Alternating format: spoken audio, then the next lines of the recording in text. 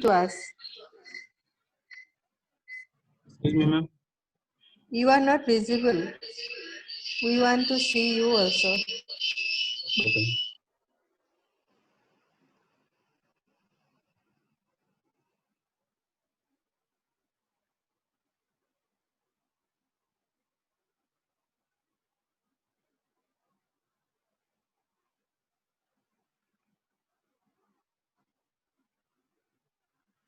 Yeah, okay now. Please carry on. Beginning with the development of tongue. Tongue appears in embryo in 4 weeks, approximately in 4 weeks. Development of tongue takes place from floor of pharynx, which is formed by fusion of ventral parts of pharyngeal arches and pouches. Initially, there are total 6 pharyngeal arches, but during development, the 5th pharyngeal arch disappears. So, among the remaining 5 pharyngeal arches, the first 4 pharyngeal arches contribute to the development of tongue. Each pharyngeal arches arises as a mesodermal thickening in the lateral wall of the foreguard and grows ventrally to become continuous with the corresponding arch of the opposite side.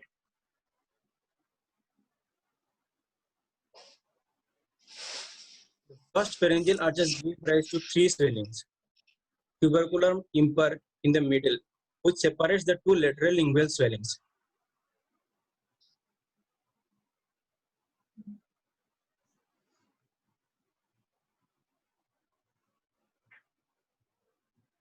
The epithelium just behind the tuberculum impar proliferates form a downgrowth marked by a depression called foramen cecum. This foramen cecum grows the thyroid gland. There is also another swelling formed from second, third, and fourth arches. This swelling is called hypobranchial eminence. This hypobranchial eminence is divided into 2 parts, cranial part and caudal part. In this picture, you can see the primitive pharynx. Here, different arches give rise to different mesoderms and swellings.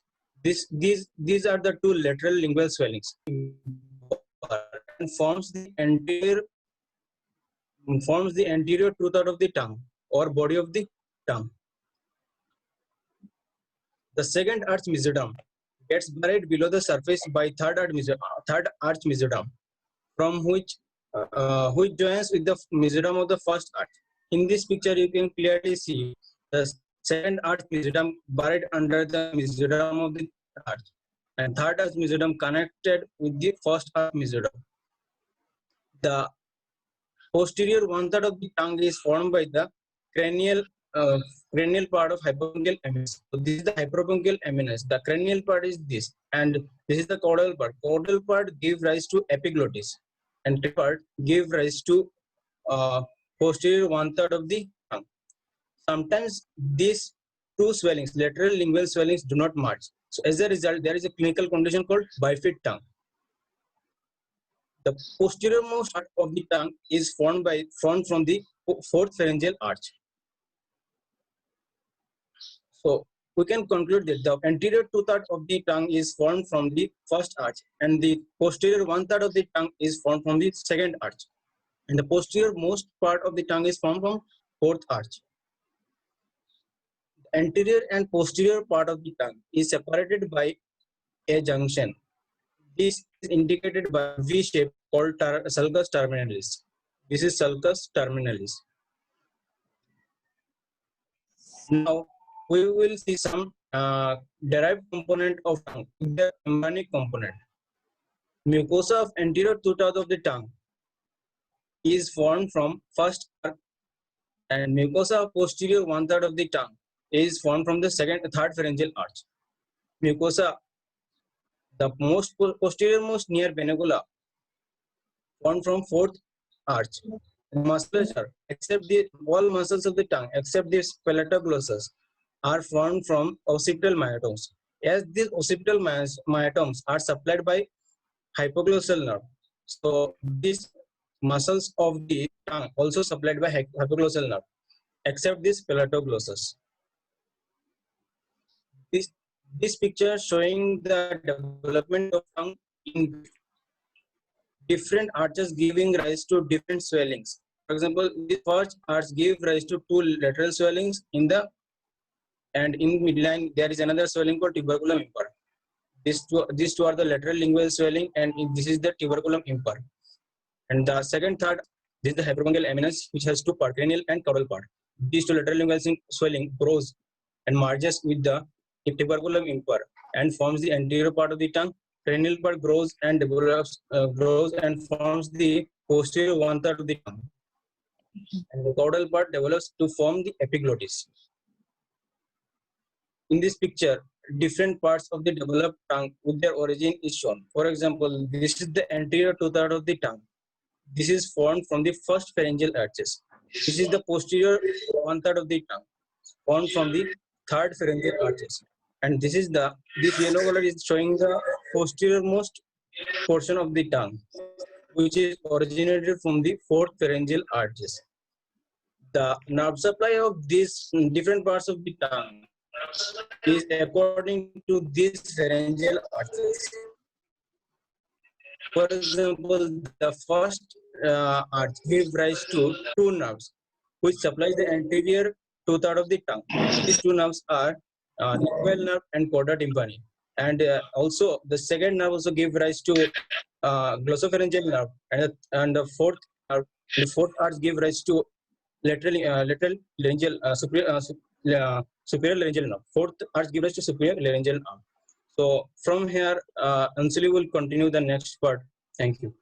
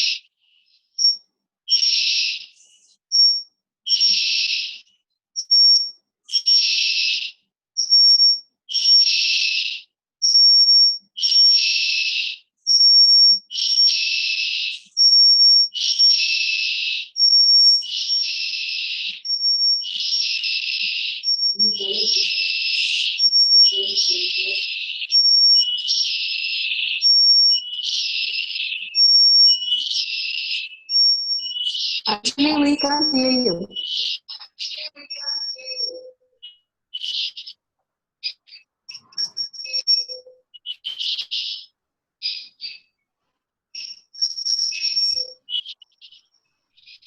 Sorry, ma'am. Let us first start with the presenting parts of the tongue. This is the apex or tip. This is the base, root, two surfaces, that is the dorsal and inferior surface, and two lateral margins. The tip or anterior free end is directed forward in contact with the incisor teeth at rest.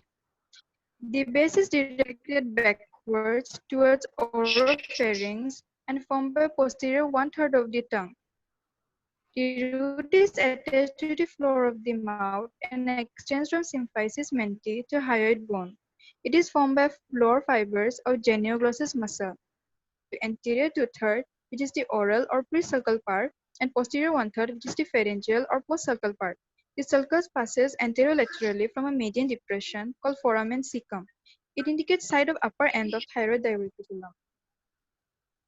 In the diagram, we can see that this is sulcus terminalis, which is the V shape, and this is the median depression, which is the foramen cecum. The anterior two-third is known as the oral part, and the posterior one-third is known as the pharyngeal part. The presulcal part or oral part. The mucous membrane is adherent to underlying muscles of lamina propria, provided with numerous papillae of different types. Each papilla is a projection of lamina propria covered by mucous membrane. Due to this, dorsal surface is rough. There are four types of papillae. You can see this is the circumvallate papillae, and this is the fungiform papillae, which is a pinkish elevation, and this is the filiform papillae, which is the conical projection. There is also foliate papillae, which also contains taste buds. Now, valate or circumvallate papillae. It is 8 to 12 in number and 1 to 2 millimeter in diameter. As you can see, it is arranged in a V shape and single row. It is situated in front of the sulcus terminalis. The fungiform papillae is a roundish elevation. It is situated discretely along margins and distinguished by bright red color.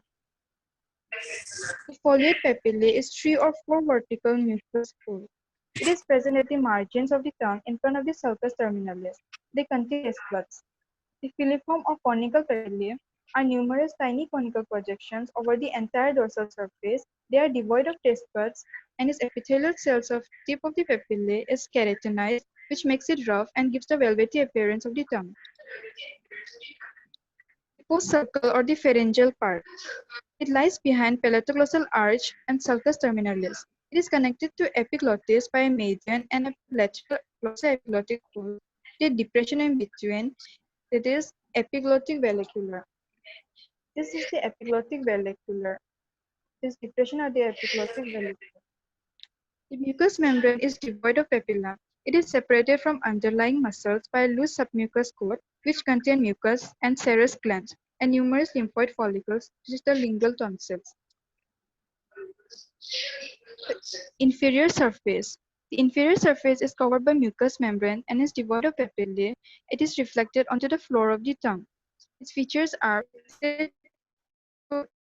or a condition called ankyloglossia, where the frenulum linguae is too short. The lateral margins.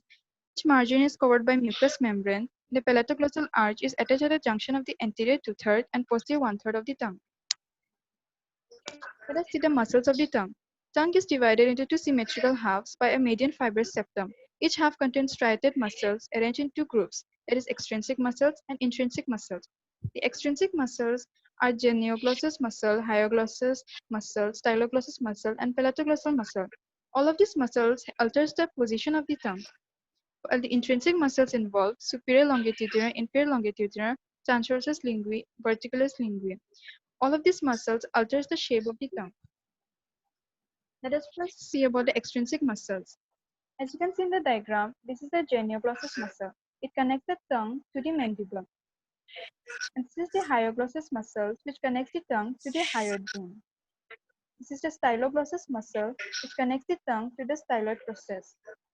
There is also palatoglossous muscle, which connects the tongue to the soft palate above. And this is the inferior longitudinal muscle of the tongue, which comes under the intrinsic muscle.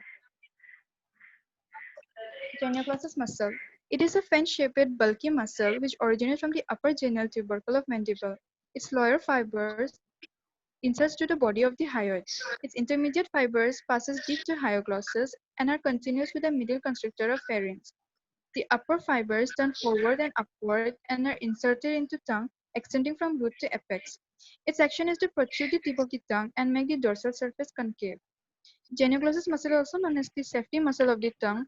It is because it helps the tongue not to protrude back, not to retract back and obstruct our air passage, which helps in the maintenance of the respiration. Hyoglossus muscle. It is a quadrilateral muscle and it originates from the upper surface of greater cornu and partly from the body of hyoid bone. It inserts into the side of the tongue between hyoglossus laterally and inferior longitudinal muscle medially.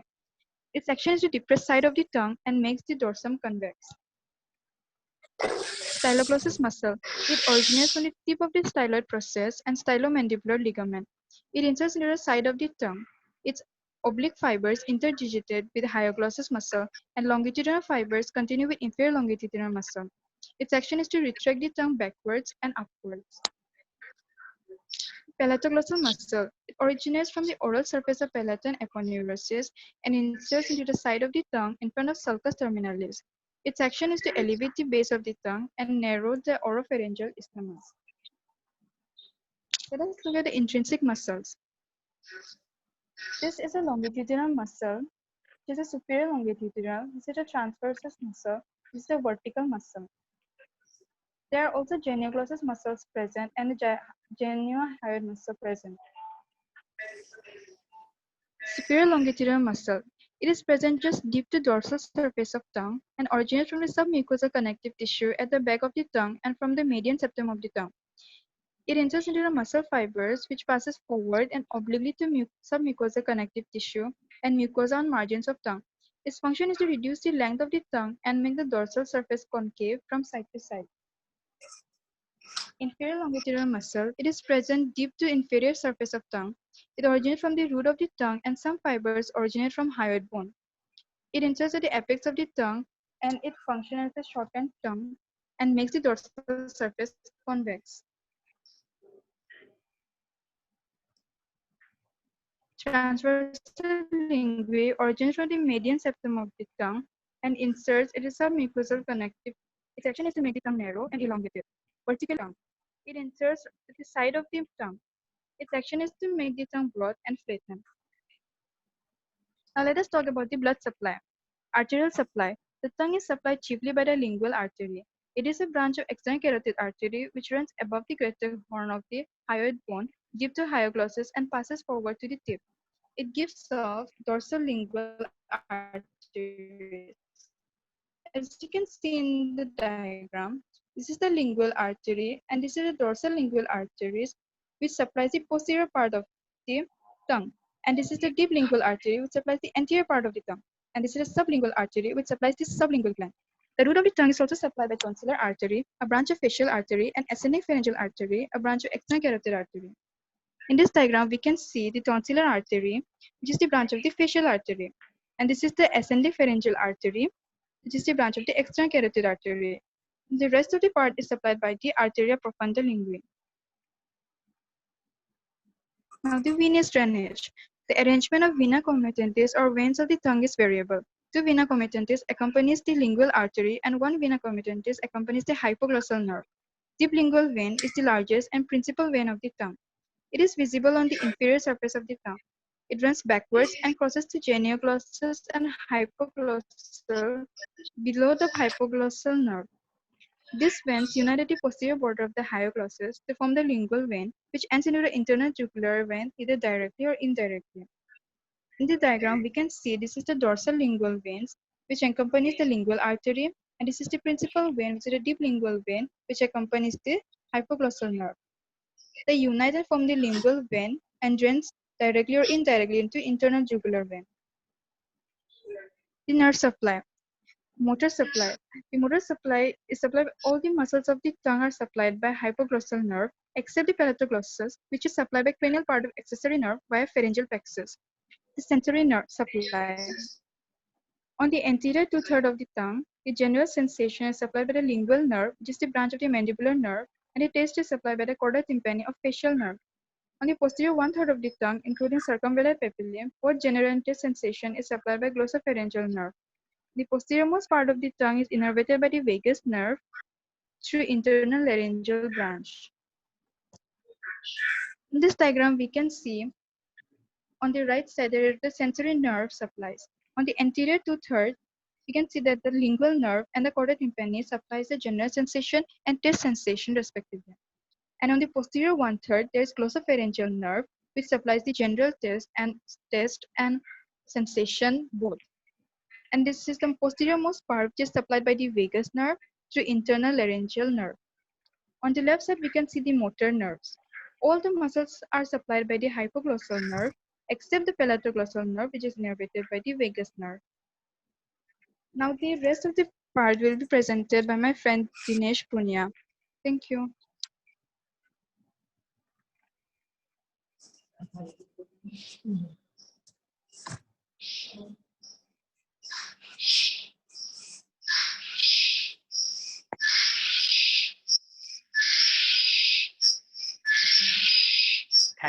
Thank you, Anusali. Good evening, everyone. Now I discuss the third part of seminar, lymphatic drainage of tongue.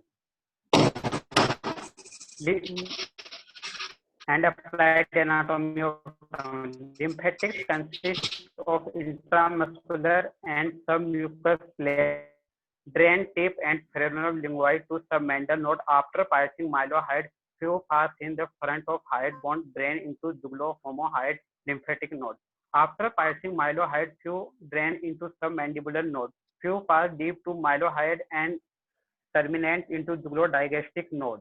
Marginal set drain the side of the tongue in the front of sulcus terminalis after passing mylohyoid.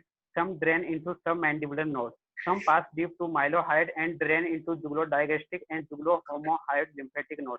Center set from dorsal surface, the pre-sulcar part lymphatics descend between two general glossae with otherwise without decussation as follow. Mostly drain into jugulo-digastric and jugulo-homohyoid lymphatic node without passing mylohyoid. Few pass mylohyoid draining into submandibular lymphatic node. Dorsal set drain posterior 1/3 part of tongue and sulcus. Next. Peculiarities of lymphatics. Lymphatics do not accompany the blood vessels. In the midline of the tongue, there is a free decussation and lymphatics pass bilaterally. Richest lymphatic drainage is at the tip of tongue. A cancer affecting tip spread to all cervical lymph nodes of both sides. Principal lymph nodes of the tongue are a group of nodes situated at the bifurcation of common carotid artery. Next.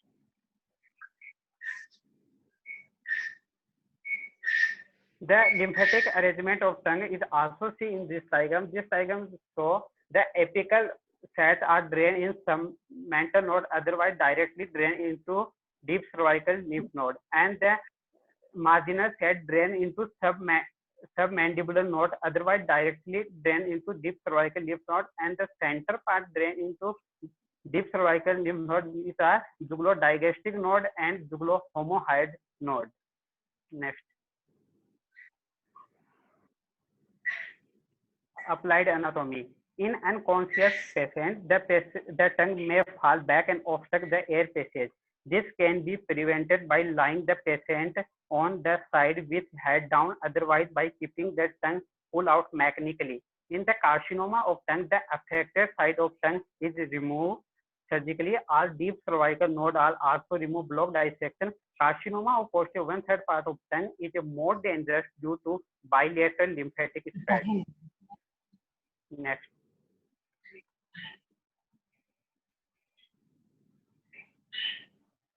Injury to hypoglossal nerve produce paralysis of the muscle of the tongue on the side of lesion. Infranuclear lesion, motor neuron disease, and in syringoglobia, gradual atrophy and muscular twitching of the affected half of the tongue observed. Supranuclear lesion in pseudopulbar palsy produce paralysis without palsy. Tongue is stiff, small, and moves sluggishly. So also figure in this diagram.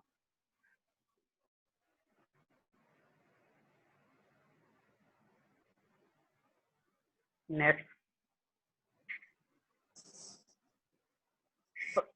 Presence of rich network of lymphatics and loose areolar tissue in the substance of tongue is responsible for innumerable swelling of tongue in acute glossitis. First and second figure is in the innumerable swelling of tongue in acute glossitis. The undersurface of tongue is a good site for observation of jaundice. The third figure is for observation of site of jaundice. Next. Tongue tie. Tongue tie is also called ankyloglossia. It is occurred due to shortening of frenulum linguae, which produce disturbance in speech. The other abnormality of tongue is bifid tongue. Bifid tongue is occur due to bifid tongue means the tongue which grew. It is occur due to lateral lingual swelling failed to merge. Otherwise, the fusion of lingual bud are blocked. Not incomplete fusion of taste bud lateral. Next.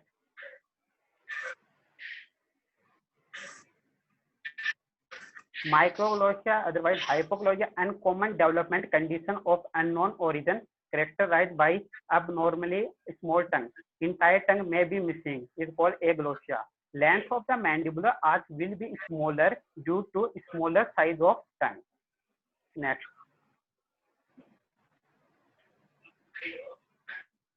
Geographic tongue. Soriciform mucositis of the dorsum of tongue. Prevalence is 1 to 2%. Irregular radius area of deep papillation is seen in this diagram. Thinning of the dorsal tongue epithelium usually surrounded by a narrow zone of regenerative papillation whiter than surrounding tongue surface. Next. Hairy tongue. This is also abnormality of tongue. It occur due to poor oral hygiene, otherwise highly consumed of medicine and drugs. Next, candidiasis. Most common intraoral opportunistic fungal infection. Positive agent is Candidiasis albicans. Factors determining the clinical evidence of candidiasis are immune status of the host, oral mucosal environment, strain of Candida. Diasis. Okay, ma'am. Next, pernicious anemia. Most common form of vitamin B12 deficiency. Clinical features are Riffy red tongue, erythemolysis area on tip and margin, deep papillation, candidal infection. Next, iron deficiency anemia. Most common form of anemia found in 50% female. Clinical feature: pallor of oral mucosa, deep papillation of tongue, angular clear. Other symptoms are fatigue, easy tiring, palpitation, lightheadedness, and lack of energy. Next.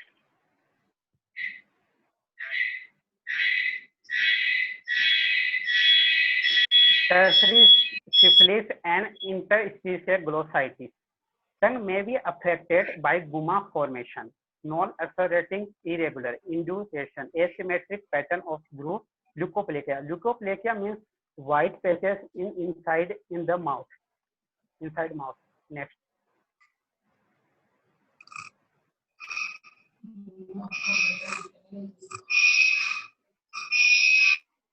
Squamous cell carcinoma of tongue. It is called squamous cell carcinoma because it is lined by non-keratinized stratified squamous cell.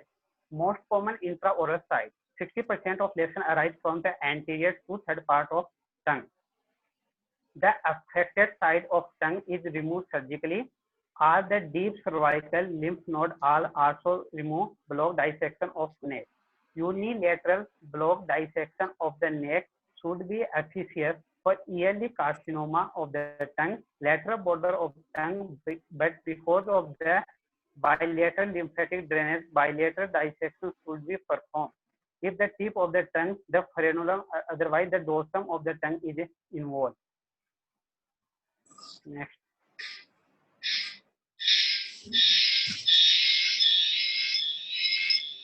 Hemiglossia. One half of the anterior two-third part of tongue is suppressed due to non-appearance of lingual swelling on affected side. Thyroglossus cyst. The thyroglossus cyst occurs due to some type remnant of the thyroglossal duct persist and form midline cystic tumor. Thank you.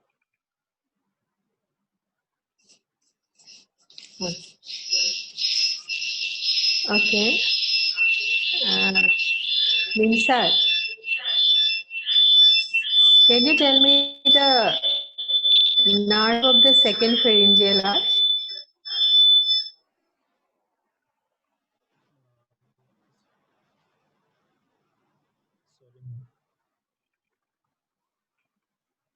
Hello? Sorry, ma'am. Can you tell me the nerve of the second pharyngeal arch?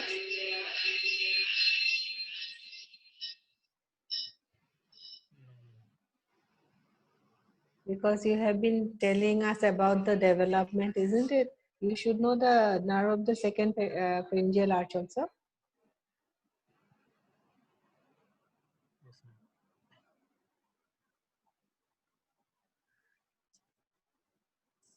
So you have gone through very superficially there regarding the development of the tongue. Anyone? Nerve of the second pharyngeal arch? Facial nerve. Then tell me, the first was nerve. For the first Mandibular, arch was? maxillary and mandibular nerve of the division of the trigeminal. Okay, now. Maxillary and mandibular. Second is the facial. Yes, ma'am. Yes, ma'am. Yes. The third. Third one is the glossopharyngeal nerve.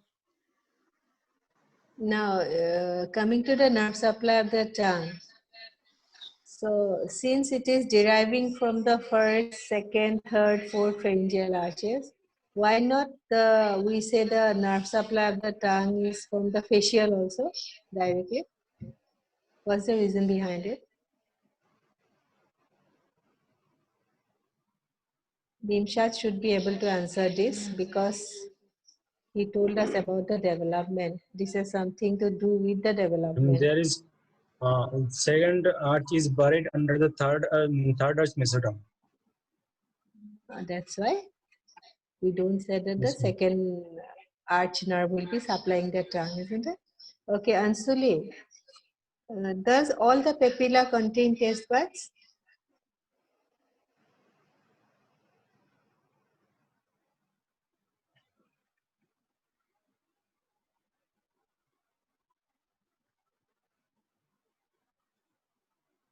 Hello, ma'am. Bimshad? Uh-huh. Yes, ma'am. Sorry, ma'am. Not all the papilla contains the taste buds. The foliate papilla and the circumvallate papilla contains the taste buds. Foliate and circumvallate. And no other? Mm, That means fungiform and filiform don't contain, you mean to say? Ma'am, the fungiform does not contain the taste Fungiform will buds. contain only the filiform. Only the filiform papilla, it doesn't have the taste buds. Okay.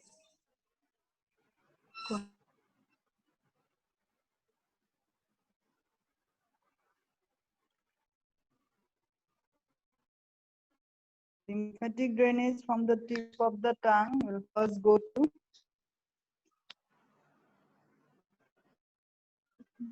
lymph node.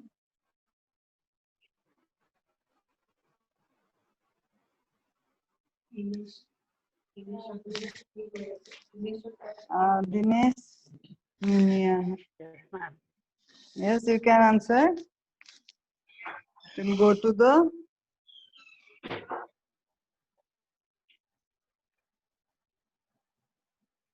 Hello, ma'am. submental nodes. Ma'am, I actually, was I am asking not the audible lymphatic drainage in from the this tip question. of the. Yeah, yes, ma'am. Submental node. Okay then. Hypoglossal Ma'am. muscle. Yes. Yes. Why lymphatic drainage is important for the tongue?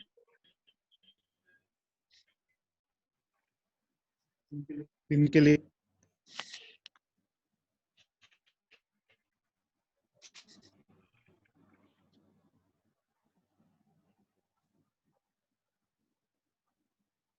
Did you get the question? No, no, ma'am. Okay. Krishna, please say again. I will tell you such answer. No, no. He question है होना ना. Sir, actually, Why the lymphatic question is drainage not is clearly important for the audible. tongue clinically?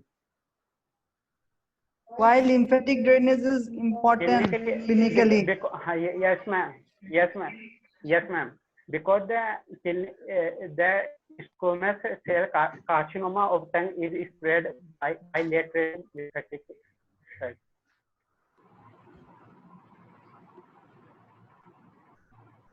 Is during the carcinoma cancer, the remove of the vital lymph node also. We are running short of time. Last question. What is thigh tongue?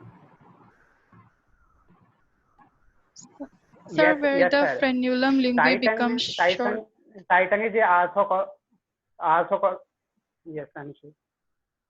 Titan is also called the ankyloglossia. It is occurs shorter of phrasal required, which produce disturbance in speech. Other students can also answer. Can answer.